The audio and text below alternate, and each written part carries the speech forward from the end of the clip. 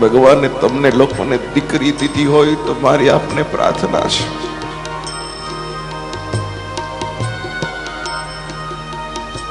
દીકરીને બહુ પ્યાર કરજો, પેટ ભરીને પ્યાર કરજો, દીકરીને તમામ જીદ પૂરી કરજો, દીકરીને જેટલું દેવાય એટલું સુખ તમે તમારા પિયરની માલિકો આપજો. દીકરીના માથે હાથ ફેરવતા રહેજો. દીકરા માટે 2 વાર ઓછો હાથ ફેરવજો, પણ આ નિયાણી ઉપર 2 વાર વધારે હાથ ફેરવજો.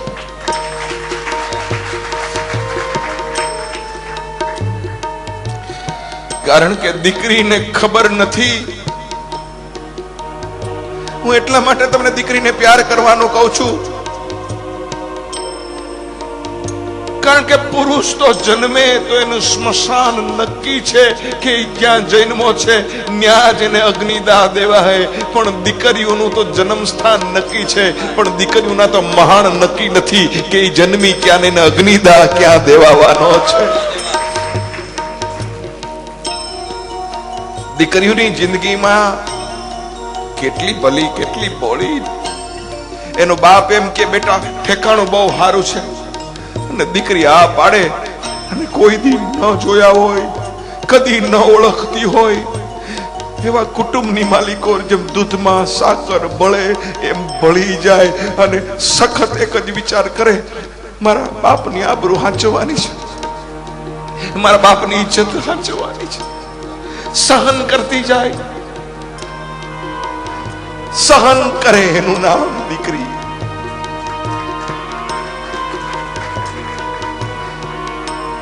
આપણા ઘરમાં દીવો કરે એનું નામ દીકરો, પણ કોકના કુટુંબની માલિકો જઈને દીવા કરે એનું નામ દીકરી છે, એટલું યાદ રાખજો. એવી દીકરીને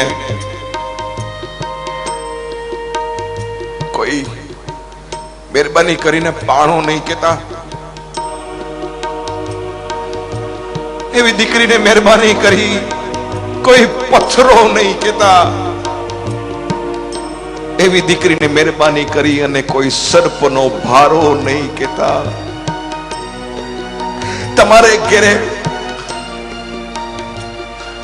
લક્ષ્મી પધારે, અને જો તમે લક્ષ્મીની સામું મોઢું ફેરવશો તો જિંદગીની માલિકો કોઈ દી સુખી નહીં થાવ, એટલું યાદ રાખજો. અરે તમારી દીકરીઓ તો એના નસીબ લઈને આવે છે. ભગવાન પેલા ખોળે મારી વહુને દીકરી દેજે. હે સાસુઓ, તમને પ્રાર્થના છે, આવી ભગવાનને પ્રાર્થના કરજો, અને વહુની સામે પ્રાર્થના કરજો, બેટા તારા પેલા ખોળે તને દીકરી આવે, પછી જોજો દીકરી નહીં આવે, દીકરો જ આવશે. શું કામ? જે માગો એ પરમાત્માની પાસે નથી મળતો. આ દુનિયાની માલિકો એટલું યાદ રાખજો. કોણ કહે છે દીકરી છે સાપનો ભારો? કોણ કહે છે કે દીકરી છે સાપનો ભારો? અરે અમે તો કહી છીએ કે આ બધી દીકરીઓ તો છે તુલસીનો ક્યારો. કોણ કહે છે દીકરી છે સાપનો ભારો? દીકરી તો તુલસીનો ક્યારો છે. રાવણને જો એક દીકરી હોત ને તો સીતાજીનું હરણ ન થયું હોત, અને દશરથને એક દીકરી હોત તો રામને વનવાસ ન થયો હોત. तुलसी की रामायण का चित्र कुछ अलग ही होता. દીકરી માગજો.